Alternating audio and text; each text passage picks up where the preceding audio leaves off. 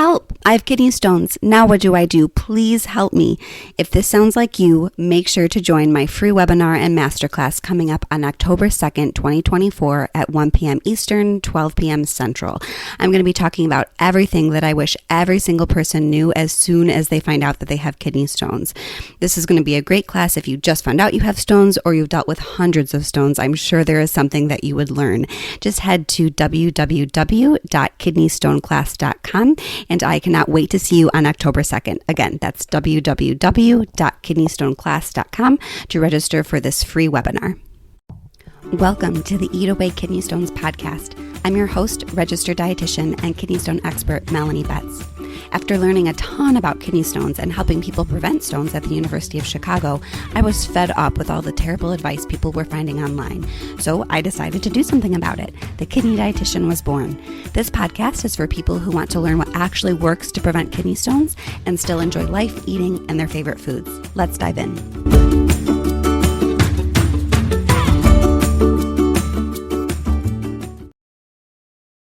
Hello and welcome to the 62nd episode of the Eat Away Kidney Stones podcast. I'm your host, registered dietitian and kidney stone expert, and today we're going to be talking a little bit about genetics and kidney stones.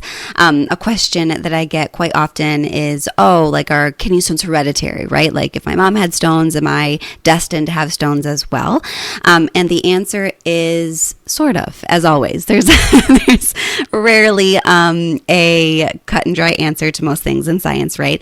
But the big, easy answer to that question is kidney stones hereditary is yes, there's definitely a genetic component, but of course it's a little bit more complicated than that. So I have some numbers to kind of help you understand a little bit more about this. I think this is interesting. This episode is a little bit more sciencey than I typically go, and honestly, genetics is not my specialty or my cup of tea. So bear with me as I try to convey these concepts the best I can.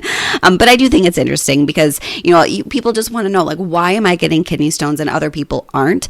And the answer is that there is a very large chance that your genes have something to do with it. So when we think about genetic diseases, we of course have to look at genes, right? Like we can tie specific genes that you get, of course, from your father or your mother, to certain diseases. And there's a very easy, direct way to think about it. That is something called genetic diseases, right? So that is a very simple, like you have this gene, you're going to have this disease, right? And about 15% of stones, so not very many people with stones can have this monogenetic cause of their kidney stones, right? So this is going to be those rare conditions like primary hyperoxaluria, cystinuria, RTA, or renal tubular acidosis, Bartter syndrome. So these like rare situations that are associated with this one gene that are causing your stones. And this actually, it's kind of not a good thing necessarily to discover that you have this, but like it's helpful when it comes to stone prevention when we learn that you have primary hyperoxaluria, right? Like that means we know what to do with it, right? Not to say that we don't know what to do with the other types of stones, but it's very sort of direct. Like, we kind of know what to do with. Like for PH1, for example, that primary hyperoxaluria, there are medications that we can give that we know will help you because we know exactly what is causing your stones. We know what is going on with your enzymes that's making your, in that case, your oxalate super, super high because essentially your liver is overproducing oxalate. And that is, we can sort of very pinpoint and target that treatment. But that is obviously not the case for the vast majority of us. Like I said, only about 15% is estimated of people with kidney stones have that monogenetic disease. For the rest of us, there is still a really, really big genetic component. It just isn't quite as straightforward. So it's estimated that the heritability for kidney stones is about 45%, which means that about 45% of the variability in stones, so whether someone gets a stone or not, can be attributed to genetic factors. This is where, like I said, you have to forgive me, my lack of knowledge in genetics is going to show, but that does not mean that if your father or mother has kidney stones that you have a 45% chance of getting stones. Instead, it just means that 45% of the variability in kidney stones, so whether someone gets it or not, can be attributed to genetic factors. I do know enough about genetics and probability and statistics to know that there's a lot of nuance in how you report these statistics. And so I wanted to be very careful about how I said that and be very clear that that does not mean that there's a 45% chance that you're going to get stones if your mother or father had them. Similarly, there is about a 50% heritability for hypercalciuria. So that just means high levels of calcium in your urine, which is definitely the biggest driver of kidney stones. So all of that is basically saying that there definitely is a very big component of genes and genetics when it comes to kidney stone formation, right? Like if you have a family history of stones, there is definitely an increased chance that you're going to have stones yourself. So a lot of people will ask, like, well, what does this mean, right? I think, we'll say, okay, great. So I've learned that genes have something to do with my stones, and I don't have one of these monogenetic diseases, right? Like I don't have PH1, but I just know that, my mom had a ton of stones, my dad had a ton of stones. Like, am I destined to have stones? And the answer is absolutely not. Just because genes play a role in why you form stones does not mean that there's nothing that we can do about it. It's not like, oh, like my genes have it written in stone. Like, I'm a stone former. Absolutely not. There are still absolutely things that we can do to prevent stones for you. And of course, the answer always comes down to your 24-hour urine test. I think what is really interesting from thinking about this from a medical therapy standpoint, now that we do understand that there's tons of different genes. So when we say that kidney stones have that 45% heritability, like I was talking about before, there's a ton of different genes that go into that. I think that there's something like 45-ish, don't quote me on that, genes that have been identified to be associated with stones for a gazillion different reasons, right? Like these genes signal the expression of lots of different things differently that makes someone more predisposed to stones compared to person B, right? So, your genes may be saying like you have differences in how your kidneys handle calcium, right? So you're going to just be more likely to have higher levels of calcium in your urine compared to your neighbor.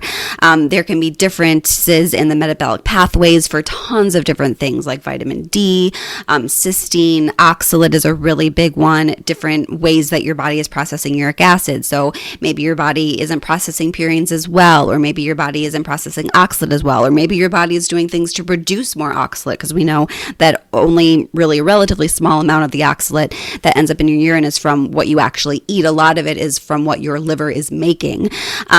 So it gets super, super nitpicky, but it's fascinating again from a medical standpoint, because once we know like, hey, this gene means that, say, your liver produces more oxalate, researchers can look into that pathway and say, okay, are there medicines and therapies that we can make that are going to target that pathway? That is going to exactly talking about precision medicine, right? Like that is going to directly pinpoint why you are making stones. We know that you have this gene, this is what's going on in your liver, and this is what we can give you to help reduce the risk of stones, which is super, super cool. I think that there's a lot of really interesting research going on in kidney stone prevention right now. This whole gene thing is super interesting.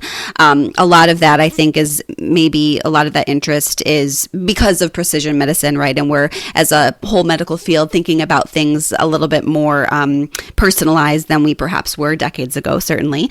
And I think the other big interest is coming from the fact that kidney stones in children are increasing at an astonishing rate. I've seen estimates as high as a 4-fold increase in the prevalence of kidney stones in children in just the last decade, which is nuts and terrifying and super, super sad. So that means that there has to be something going on. Like, sure, like we know that on average children diets aren't great, but they haven't gotten that much worse in just 10 years, right? To cause a 400% increase in kidney stone prevalence, like that's a lot. So there has to be some sort of genetic thing going on. And I think, again, from a medical therapeutic standpoint, this is super exciting because we're beginning to understand all of these different pathways and genes and very specific things about what's going on in your kidney and metabolism and your liver that is predisposing people to kidney stones, so we can come up with very targeted therapies. But for now, since we don't have a lot of those therapies, just know that if you have a family history of stones, yes, it definitely increases your risk of stones. But prevention, especially from a nutrition standpoint, is going to be the same. Prevention from a nutrition standpoint is always going to be looking at that 24-hour urine test to have some idea of what's going on in your urine, to actually know exactly what's going on in your urine that's causing you to form stones. Hopefully, if you get nothing else out of this conversation, you might begin to have some greater understanding of how intricate the stone metabolism is, right? And stone formation is. Like, it's not as simple as how much calcium and oxalate is in your urine. There's like a zillion different things going on and different reasons why you have high oxalate or have high calcium or have low citrate, right? There's so many different things that are going on. And so what's great is, even though we don't have these therapies necessarily to target the pathways with medicine, we can see way more specifically what is causing you to form stones, right? So often people say, oh, I have calcium oxalate stones. What should I eat? My answer is, I have no idea. I need to see your 24-hour urine test to know why you are forming calcium oxalate stones, because two people forming the exact same type of stone can have very different reasons for why they're forming that same type of stone. And that is going to dictate my treatment as a dietitian. And also your doctor should be dictating their treatment based on those 24-hour urine test results as well. I mentioned, for example, that high urine calcium tends to be the biggest driver of kidney stones. That just tends to be the most common urine risk factor for kidney stones.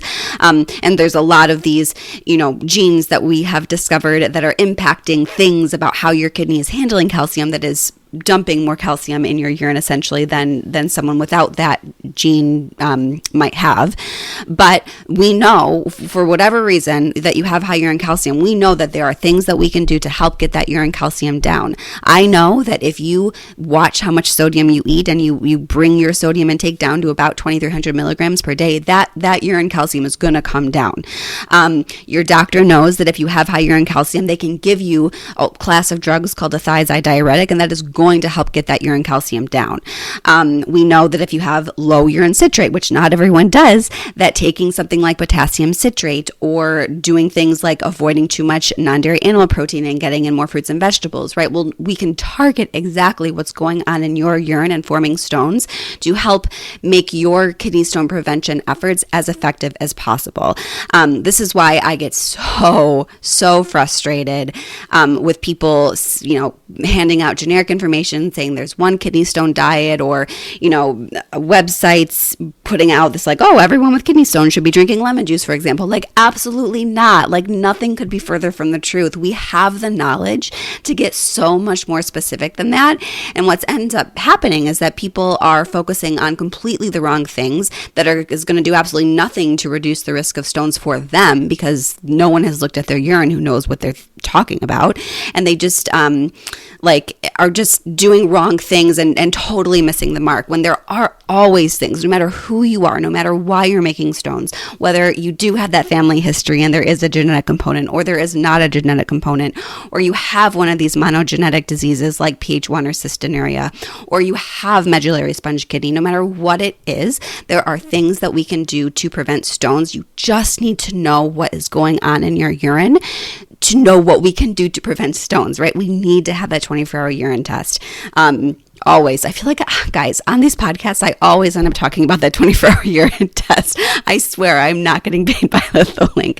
It's just so important to know what we can do for prevention. Without it, we are literally guessing what we can do to prevent stones for you. But the good news is that kidney stones are preventable. There are absolutely things that we can do to prevent stones. And nutrition does matter. No matter who who you are, nutrition does matter to reduce the risk of stones. So with that, I'm going to close this episode of the Eat Away Kidney Stones podcast, and I hope to see you next Wednesday. And as always, if you have a question that you would like me to answer on the Eat Away Kidney Stones podcast, I would absolutely love to hear from you. Doing listener question episodes are always my favorite. If you just head to kidneystonepodcast.com, you can record your question for a chance to get answered on the podcast. I would love to hear from you. Thank you for listening to today's episode.